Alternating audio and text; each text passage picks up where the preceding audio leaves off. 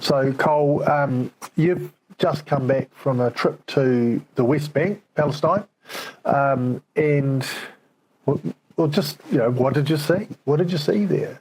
Oh, lots. Firstly, just felt super privileged to go, especially like having friends here who are from there who can't go. So,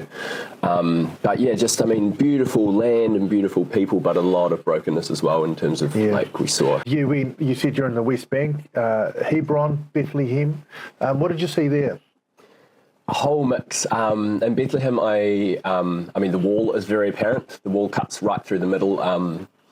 And around parts of the city, cutting it off from other surrounding Palestinian towns. So, a lot of people won't, like the wall. Right, what do you mean, the wall? What's this thing, the wall? Yeah.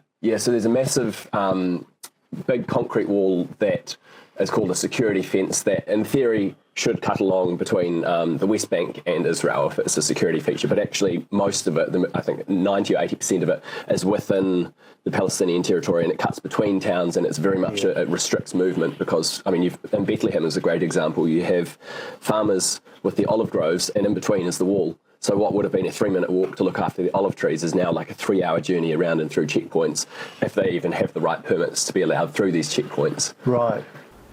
So you said when you were in the West Bank that, you saw house demolitions. Can you just talk a little bit about, what that was and why? Yeah, so there's a very common, especially down in Massafatiyata, but all across the West Bank, these Israeli-backed state-backed house demolitions of Palestinian villages. So we were in the village of al-Hir, where 11 houses were demolished by the Israeli military in one day. And so we were blocked by this military car. We walked across the valley and came up over the top, and there's just how do I describe it?